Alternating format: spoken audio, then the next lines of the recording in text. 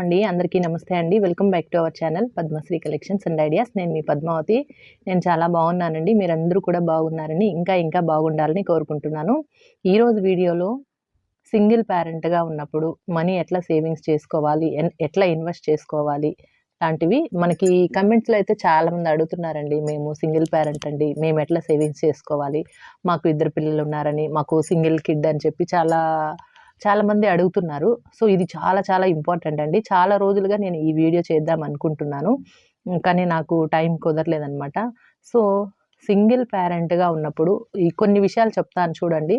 మనం ఎప్పుడు కూడా పెద్దవాళ్ళు చెప్పినట్టు కీడెంచి మేలెంచమన్నారు. మనం ఇక్కడ ప్రాక్టికల్‌గానే తీసుకోవాలి. ఇప్పుడు సింగిల్ పేరెంట్‌గా ఉండడం అంటే, ఇప్పుడు ఆడవాళ్ళకి చెప్తున్నానండి నేను. ఇప్పుడు హస్బెండ్ సరిగ్గా లేకుండా డివోర్స్ తీసుకొని, ఇద్దరు పిల్లల్ని మెయింటైన్ చేయడం అంటే చాలా కష్టం. చదువుకొనుండి, కొంచెం మంచి ఉద్యోగం ఉండి, మంచి సాలరీ ఉంటే ప్రాబ్లమ్ లేదు.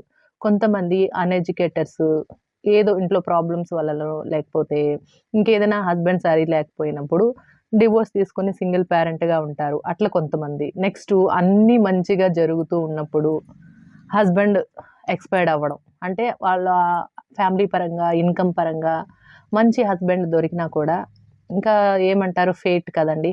సో, ఫేట్ ప్రకారంగా పోయినప్పుడు హస్బెండ్ లేకుండా కూడా చాలామంది సింగిల్ పేరెంట్‌గా ఉండి అంటే చనిపోవడం వలన అట్లా పిల్లల్ని చాలా ఇబ్బంది పడుతూనే అండి. సింగిల్ పేరెంట్ అంటే ఇద్దరు ఇప్పుడు ఒక లైఫ్ జర్నీ అనుకున్నప్పుడు వైఫ్, హస్బెండ్ 2 వీల్స్ లాంటి వాళ్ళు. ఒక జీవిత చక్రంలో మనం సాఫీగా వెళ్ళాలన్నప్పుడు ఒక బండికి 2 చక్రాలున్నప్పుడు వెళ్ళే విధానం వేరు. ఒక చక్రంతోనే బండి నడపడం అనేది వేరు. అందుకనే నేను ప్రాక్టికల్‌గా మనం థింక్ చేయాలి కాబట్టి కొన్ని విషయాలైతే చెప్తానండి. సో, సింగిల్ పేరెంట్‌గా ఉండడం అనే వాళ్ళకి చాలా ధైర్యం ఉండాలి.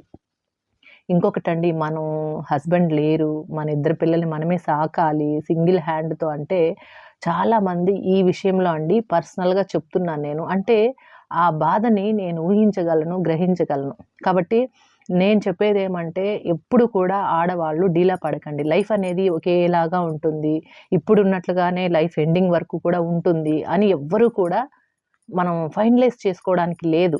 సో, అది మనం ఒకటి గుర్తుంచుకోవాలి. లైఫ్‌లో మనకి ఎలాంటి ఒడిదుడుకులు వచ్చినా కూడా వాటిని ఫేస్ చేయడానికి మనకి స్ట్రెంత్ ఇవ్వమని భగవంతుడిని కోరుకోవాలి. అంతేకాని కష్టాల నుంచి తప్పించుకొని వెళ్ళిపోవడము, ఇంకేదో చేసేసుకోవడము అట్లాంటివి ఏవి చేయకూడదు.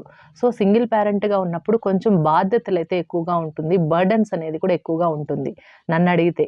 సో, మొత్తం కూడా ఒకరే చూసుకోవాలి. ఫాదర్ గాను, ఇట్లు మదర్ గాను, పిల్లలకి ప్రేమ అందించడంలోను, వాళ్ళకి రెస్పాన్సిబిలిటీస్ నేర్పించడంలోను, ఇంకా ఇంటి బాధ్యతని తీసుకురావడం అంతా కూడా ఒక సింగిల్ పేరెంట్ మీదే ఉంది. అందులో కూడా ఒక విమెన్ అంటే ఆడవాళ్ళకి మానసిక ధైర్యం ఎక్కువండి. మగవాళ్ళతో కంపేర్ చేస్తే మానసికంగా ధైర్యంగా ఉంటారు. ఎట్లా అంటారా? ఇప్పుడు వైఫ్ లేకుండా పిల్లలుండి హస్బెండ్ మెయింటైన్ చేయాలంటే చాలా కష్టపడతారు మగవాళ్ళు. కానీ ఆడవాళ్ళు కూడా హస్బెండ్ లేకపోయినా కూడా సింగిల్ పేరెంట్‌గా చాలా చాకచక్యంగా తీసుకురాగలుగుతున్నారు ఫ్యామిలీనంటే మానసికంగా దృఢంగా ఉంటారండి. అంటే జనరల్‌గా కూడా చెప్తున్నాను. ఫిజికల్‌గా వీక్‌గా ఉన్న ఆడవాళ్ళు మెంటల్‌గా స్ట్రాంగ్‌గా ఉంటారంట. సో, మగవాళ్ళు ఫిజికల్‌గా స్ట్రాంగ్‌గా ఉన్నా కూడా మెంటల్‌గా కొంచెం వీక్‌గా ఉంటారు. సో, అంటే వాళ్ళు కొంచెం మగవాళ్ళేమంటే లేడీస్ మీద అంటే విమెన్ మీద ఎక్కువ డిపెండర్ అయ్యుంటారు.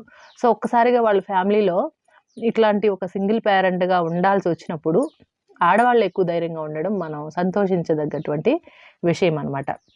సో, ఇంక పిల్లల ఫ్యూచరు, వాళ్ళ కెరీరు, వాళ్ళకి ఎట్లా మనం ఇన్‌స్ట్రక్ట్ చేయాలి అంటే ప్రతిదీ ఇంకా మనం ఒక ఫాదర్ ఉంటే మనకెట్లా గైడ్ చేస్తారో అవన్నీ కూడా మదరే ఉండి గైడ్ చేయాలి. ఒక పక్క జాబ్ చూసుకోవాలి, ఇంట్లో చూసుకోవాలి, పర్సనల్ పనులుంటాయి, పిల్లల భవిష్యత్తు ఇవన్నీ కూడా టోటల్‌గా మన భుజాల మీద బాధ్యత అనేది చాలా డబల్ అవుతుంది. ఇద్దరు చేసే పనులు ఒకరే చేయాల్సొస్తే అది డబల్ అయినట్లే కదండీ!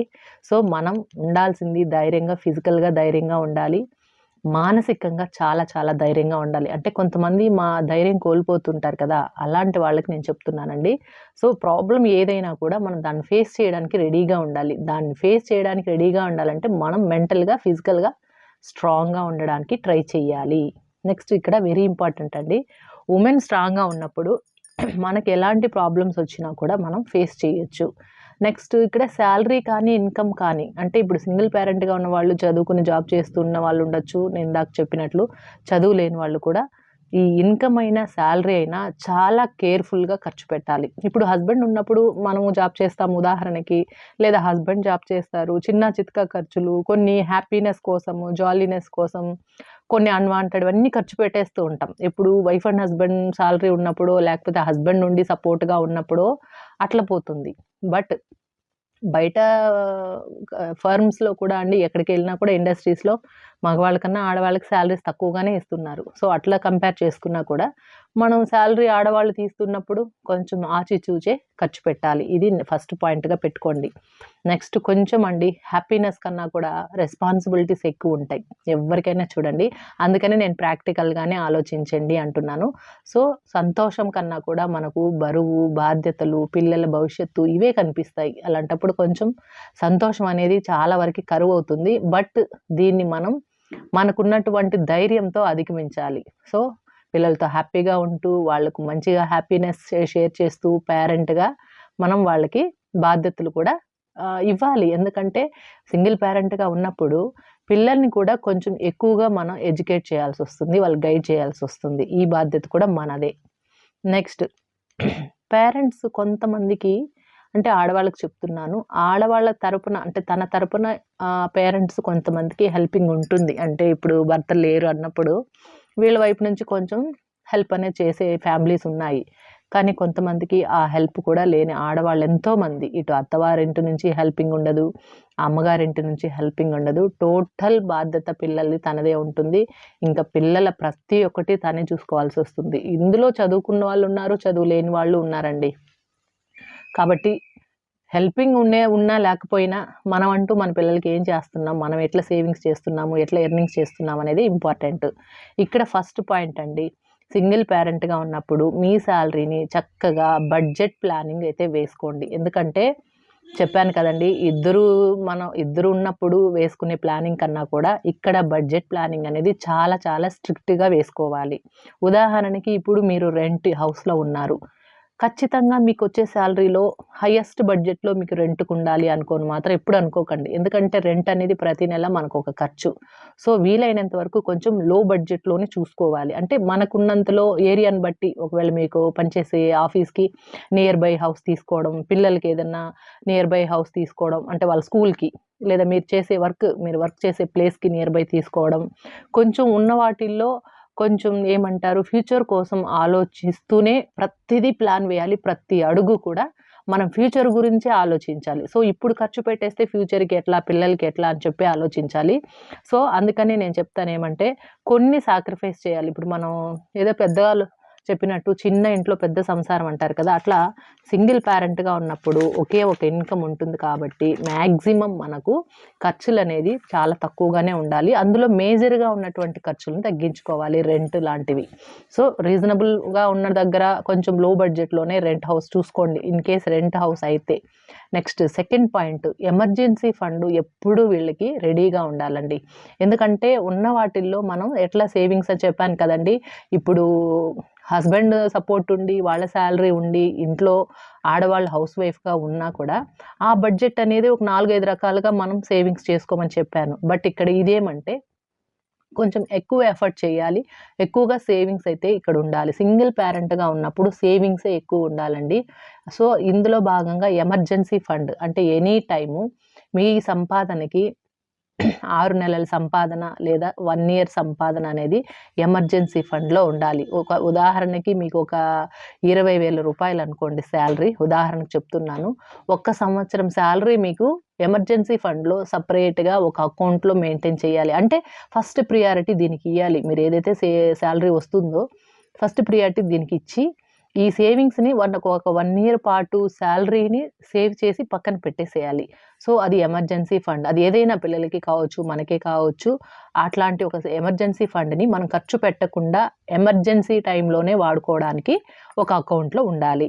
Next health insurance. ఎందుకంటే పిల్లలుంటారు. మీరు సింగిల్ పేరెంట్ కాబట్టి ఈ ఈ విషయం బోత్ అండి, హస్బెండ్ ఉన్న ఫ్యామిలీస్ కూడా నేను చెప్పున్నాను. సో హెల్త్ ఇన్సూరెన్స్ అంటే ఇప్పుడున్న జనరేషన్స్లో వచ్చేటటువంటి రోగాలకి హాస్పిటల్ ఖర్చులు లక్షల్లో అయిపోతుంది. అలాంటప్పుడు మనం ఏదో అందులోనూ సింగిల్ పేరెంట్, ఒక శాలరీ ఉంటుంది, టోటల్ రెస్పాన్సిబిలిటీస్ ఎన్నో సవా లక్ష సమస్యల్లో ఉంటారు సింగిల్ పేరెంట్గా ఉన్నప్పుడు. అలాంటప్పుడు ఇలాంటి ఒక ఆరోగ్యపరమైన సమస్యలు వచ్చినప్పుడు లక్షలు లక్షలు తీసుకొని వచ్చి ఎక్కడ పెడతారు? సో ఇది లైఫ్కే రిస్క్లో పడినట్లు. అందుకనే ఒక health insurance total family, kids కావచ్చు, మీకు కావచ్చు, ఒక హెల్త్ ఇన్సూరెన్స్ అనేది కంపల్సరీగా తీసుకోండి. సో ఇవన్నీ కూడా సేవింగ్సే అండి. ఇక్కడ మనం ఇది చెయ్యలేదు అంటే రేపు రాబోయే సమస్య ఎవరు ఊహించలేనిది. ఒక ఆరోగ్య సమస్య, ఒక హెల్త్ కండిషన్ పిల్లలకే కావచ్చు, మనకే కావచ్చు. అలాంటప్పుడు లక్షలు లక్షలు ఎక్కడ తెచ్చి పెడతాము? సో ఆ కేసులో అలాంటి సిచ్యుయేషన్స్‌లో మన దగ్గర ఇలాంటి ఒక ఇన్సూరెన్స్ లేదు అంటే బయట నుంచి అప్పు తేవాలి. బయట వడ్డీలకు వడ్డీలు మనం కట్టలేము. సో ఎక్కువగా ఫినాన్షియల్ స్టేటస్ అనేది బాగా డౌన్‌కి పడిపోతుంది. అలాంటి సిచ్యుయేషన్స్‌లోకి మనం వెళ్ళకూడదంటే హెల్త్ ఇన్సూరెన్స్ అనేది కంపల్సరీగా ఒకటుండాలి. నెక్స్ట్ అప్పులు. ఇన్ కేస్ ఎక్కడైనా మనం అప్పులు చేయాల్సి వస్తే సింగిల్ పేరెంట్‌గా ఉన్నప్పుడు మన శాలరీలో కన్నా కూడా 30% కంటే కూడా తక్కువ అప్పు ఉండాలి. ఒకవేళ చేయాల్సి వచ్చింది అంటే కూడా దాన్ని వీలైనంత త్వరగా తీర్చుకోవడానికే చూడాలి. మాక్సిమం అప్పు లేకుండానే ఉండాలి. బట్ చెప్పలేం కదండీ! ఇప్పుడున్న రోజుల్లో వచ్చే ఆదాయం కన్నా ఖర్చులు ఎక్కువే ఉంటుంది. ప్రాక్టికల్‌గానే చూడాలి కాబట్టి మనం. సో 30% కన్నా కూడా, అంటే ఉదాహరణకి మీకు ఒక 20,000 శాలరీ అనుకున్నా, 30% అంటే మీకు ఒక 5,000-6,000 లోపలే మనకు అప్పులుండేలాగా చూసుకోవాలి. నెక్స్ట్ సేవింగ్స్ అకౌంట్ అయితే కంపల్సరీగా ఓపెన్ చేసుకోవాలి మీరు. కంటే ఎక్కడో ఒక దగ్గర, ఉదాహరణకి వెరీ ఇంపార్టెంట్ అండి, ఎల్ఐసి అంటే మీ పేరు మీద మీరిప్పుడు సింగిల్ పేరెంట్‌గా ఉన్నారు. మీ పిల్లల్ని నామినీగా పెట్టి ఎయిదర్ వాళ్ళు మైనర్ అయినా, మేజర్ అయినప్పటికీ వాళ్ళని నామినీగా పెట్టి మీరు ఒక టర్మ్ ఇన్సూరెన్స్ ఏదో ఒకటి తీసుకోండి. అట్‌లీస్ట్ నెలకు ఒక 1000, 2000 దీనికి కేటాయించండి. హెల్త్ ఇన్సూరెన్స్ ఎంత ఇంపార్టెంటో టర్మ్ ఇన్సూరెన్స్ కూడా అంతే ఇంపార్టెంట్. రేపు పిల్లల భరోసాకి ఇది ఉపయోగపడుతుంది. ఖచ్చితంగా ఇవి చేసుకోండి. మీ సేవింగ్స్‌లో ఇది కంపల్సరీగా ఉండాలండి. నెక్స్ట్ సేవింగ్స్ చిల్డ్రన్స్ ఫ్యూచర్ కోసం మీరు ఒక సేవింగ్ అకౌంట్ ఓపెన్ చేసుకొని వివిధ రకాలుగా మీకు ఖర్చులన్నీ పోనంటే ఖర్చుల్ని తగ్గించాల్సిందే అండి. ఎందుకంటే కొన్ని సంవత్సరాలు మనం కష్టపడ్డామంటే పిల్లలు ఎదిగే కొద్దీ మనకు కొంచెం కష్టం అనేది తగ్గుతుంది. సో మీ యొక్క ప్రతి కష్టం వాళ్ళకు చెప్తూనే పెంచాలి. పిల్లల్ని మనం ఏదో జాబ్ చేస్తున్నాం, ఖర్చు పెడుతున్నాం అంటే వాళ్ళు ఏదోలాగా తయారవ్వకూడదు. కాబట్టి సింగిల్ పేరెంట్‌గా ఉన్నటువంటి పిల్లలకి మనం ఎక్కువగా గైడ్ చేయాలి. ఎక్కువగా వాళ్ళని మనం ఎడ్యుకేట్ చేయాలి. అదైతే మర్చిపోకండి. నెక్స్ట్ సేవింగ్స్ విషయానికొస్తే మ్యూచువల్ ఫండ్స్‌లో ఎస్ఐపి లాంటిది ఖచ్చితంగా ప్లానింగ్ చేయండి. సిస్టమాటిక్ ఇన్వెస్ట్‌మెంట్ ప్లాన్ కింద ఎక్కువ సంవత్సరాలు, ఒక 15 సంవత్సరాలు, 20 సంవత్సరాలు ఆ విధంగా పిల్లల కోసం మీరు చేసినట్లయితే వాళ్ళ హైయ్యర్ ఎడ్యుకేషన్‌కి ఇబ్బంది లేకుండా ఉంటుంది. ఇంకా కూడా ఇప్పుడు ఆడపిల్లలు ఉన్నారనుకోండి, మీరు పోస్టల్ సేవింగ్స్ స్కీమ్స్ ఏదైనా ఆర్‌డి లాంటిది కట్టడం, అమ్మాయిలకైతే సుకన్య సమృద్ధి యోజన లాంటివి, పిఎల్ఐ ఇట్లాంటి స్కీమ్స్, మగపిల్లలు ఉన్నట్లయితే పబ్లిక్ ప్రావిడెంట్ ఫండ్ కానీ ఏదో ఒక ఆర్‌డి రికరింగ్ డిపాజిట్ కట్టుకోవడం ట్రై చేయండి. అంటే సేవింగ్స్ ఎట్లా అనేది పక్కా ప్లానింగ్‌గా ఉండాలి. మీకోసం అండి పిఎల్ఐ అంటే రిటైర్మెంట్ ప్లానింగ్. ఇప్పుడు ఒక 50, 60 తర్వాత మనం ఉద్యోగం లేకపోవచ్చు, లేదా పరిస్థితులు ఎలాగోనో ఉండొచ్చు. మీకంటూ ఒక ఎర్నింగ్స్ లేని సమయంలో మీకు ఆదుకునేది ఈ రిటైర్మెంట్ ప్లానింగ్. సో ఆ రిటైర్మెంట్ ప్లానింగ్ కూడా మనకి పోస్ట్ ఆఫీస్‌లో చాలా మంచి స్కీమ్స్ ఉన్నాయండి. సో రూ. 1000 నుంచి కూడా 600 నుంచి కూడా కట్టుకోవచ్చు. సో అది ఒకసారి మీరు అడిగి అది ఒక సేవింగ్స్ స్కీమ్ కింద పెట్టుకుంటే ఒక 10 ఏళ్లకో, 20 ఏళ్లకో, ఇప్పుడు ఉదాహరణకి ఇప్పుడు మీకు ఒక 30 ఏళ్ళు అనుకోండి. ఆఫ్టర్ 20 ఇయర్స్ లేదా ఆఫ్టర్ 30 ఇయర్స్ అంటే మీరు 50+, 60+లోకి వచ్చినప్పుడు మీకంటూ ఒక ఆదాయం రావాలి మీరు ఇంట్లో కూర్చున్నా కూడా. కాబట్టి అలాంటి ఒక రిటైర్మెంట్ ప్లానింగ్‌కి కొంచెం సేవింగ్స్ చేయండి. నెక్స్ట్ పిల్లలకి ఫైనాన్షియల్ ఎడ్యుకేషన్ కంపల్సరీగా.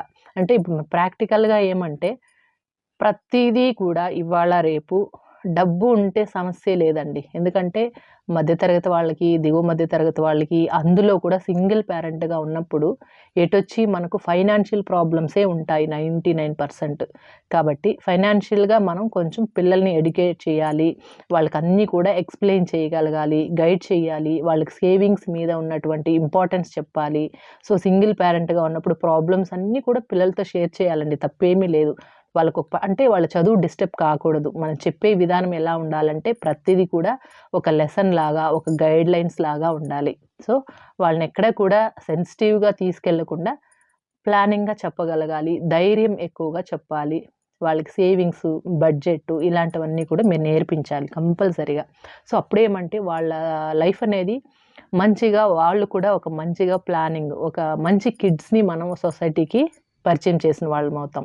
సో, వాళ్ళ ఫ్యూచర్ ఇన్వెస్ట్‌మెంట్‌లు 100% అండి. ఒక సింగిల్ పేరెంట్‌గా ఉన్నప్పుడు ఆడవాళ్ళు పిల్లల్ని మాత్రం ఒక నైట్ టైమ్ మనం ఇప్పుడు జాబ్ తర్వాత మనం కూడా అలసిపోతామండి. కానీ మన పిల్లలకి మంచి చెడ్డ ఇప్పుడు ఇద్దరు పేరెంట్స్ ఉన్నారనుకోండి. అమ్మ బిజీగా ఉన్నప్పుడు నాన్న కూర్చోబెట్టుకొని ఒక ట్యూషన్ చెప్పి, క్లాసెస్ చెప్పి ఒక 1 అవర్ లైఫ్ సంబంధించిన విషయాలు ఏదో ఒకటి షేర్ చేస్తూ ఉంటారు. అదేవిధంగా నాన్న బిజీ ఆఫీస్ వర్క్‌లో ఇంట్లోనే ఏదో బిజీగా ఉన్నా కూడా తల్లి అనే ఆవిడ కూర్చోపెట్టుకొని చెప్తాం మనం జనరల్‌గా ఏదో ఒక సమయం, సందర్భం పడుకునే సమయానికి ముందుగా, భోజనం తర్వాత ఏదో ఒక టైం తీసుకొని ఒక హాఫ్ అన్ అవర్ మనం స్పెండ్ చేసి ఒక మోరల్ స్టోరీస్ చెప్పడం, వాళ్ళకి మంచిగా ఎక్స్‌ప్లెయిన్ చేయడం చేస్తాం. సింగిల్ పేరెంట్‌గా ఉన్నప్పుడైతే ఇవన్నీ బాధ్యతలైతే అన్నీ డబుల్‌గానే ఉంటాయండి. సో, మనం మన భుజస్కంధాల మీద మోయాల్సిందే. కాబట్టి ధైర్యంగా ఉండాలండి. ఆడవాళ్ళు ఎప్పుడు కూడా మానసికంగా, శారీరకంగా ధైర్యంగా ఉంటేనే పిల్లల్ని చక్కగా వాళ్ళని మంచిగా అభివృద్ధిలో పెట్టొచ్చు. సో, ఎప్పుడు కూడా అండి సింగిల్ పేరెంట్‌గా ఉన్న పిల్లలు చూడండి మంచిగా ఎదుగుతారు. ఎందుకంటే తల్లి యొక్క కష్టం అనేది వాళ్ళు చూస్తూ పెరుగుతారు. ఒక సింగిల్ హ్యాండ్‌లో నాన్న, అమ్మని ఇద్దరూ ఒకే క్యారెక్టర్‌లో చూడాల్సొచ్చినప్పుడు ఎదిగే పిల్లలు కొంచెం వయసొచ్చిన, ఈడొచ్చిన పిల్లలు అర్థం చేసుకుంటారు. అది మనం చెప్పాలండి. కొంత వయసు వరకు మనం చెప్పామంటే మనం ఒక వయసొచ్చిన తర్వాత హైయర్ స్కూల్ స్టడీస్ వచ్చే వయసుకి ప్రతిదీ ఇంక వాళ్ళే అర్థం చేసుకుంటారు. సో, చిన్న పిల్లలుగా ఉన్నప్పుడు మనం చక్కగా గైడ్ చేస్తే, ఒక బాట లాంటిది వాళ్ళకి వేసామంటే చక్కగా వాళ్ళే అన్నీ అర్థం చేసుకుంటారు. అన్ని విధాలుగా పేరెంట్‌కి కూడా హెల్పింగ్ అనేది ఉంటుందనమాట.